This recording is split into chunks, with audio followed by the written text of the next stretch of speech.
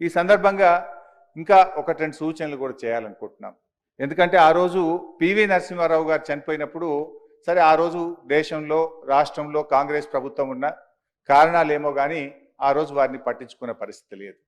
తెలంగాణ రాష్ట్ర తొలి ముఖ్యమంత్రి కేసీఆర్ గారు మన రాష్ట్రంలో ప్రభుత్వం ఏర్పడిన తర్వాత మనము పివి ఘాట్ని ఏర్పాటు చేసుకోవడం, పివి గారి విగ్రహాన్ని ఏర్పాటు చేసుకోవడం, పివి గారి పేరు మీద ఒక యూనివర్సిటీని ఏర్పాటు చేసుకోవడం, మన శాసనసభలో పివి గారి నిలువెత్తు విగ్రహాన్ని ఏర్పాటు చేసుకోవడం, నెక్లెస్ రోడ్డుకు పివి గారి పేరును పెట్టడం, పివి గారి జయంతి వర్ధంతిని అధికారికంగా జరిపించుకోవడం, అలాగే పివి గారి 100 సంవత్సరాల జయంతి ఉత్సవాలను కూడా అత్యంత ఘనంగా జరుపుకున్నటువంటి ఇలా ఎన్నెన్నో కార్యక్రమాలు పివి గారి ఖ్యాతిని చాటుకునే విధంగా ఆనాటి బీఆర్ఎస్ ప్రభుత్వం ఆనాటి ముఖ్యమంత్రి కేసీఆర్ గారు అత్యంత అద్భుతంగా జరిపి మన పివి మన టీవీ అనే విధంగా మనం ఆ రోజు ఆయనను ఎంతో గొప్పగా చేసుకున్నాం అధ్యక్ష.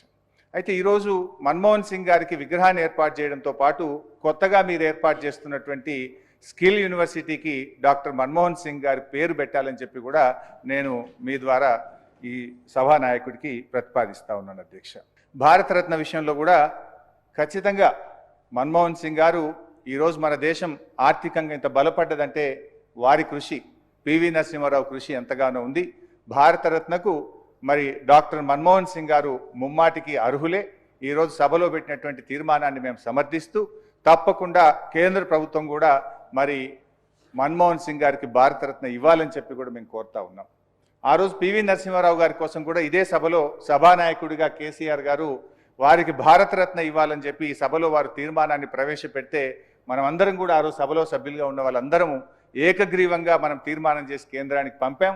మరి కేంద్ర ప్రభుత్వం కూడా సబ్సిక్వెంట్గా మరి వారికి భారతరత్నను కూడా ఈ మధ్యకాలంలో ఇచ్చినటువంటి విషయం మనందరికీ తెలిసిందే.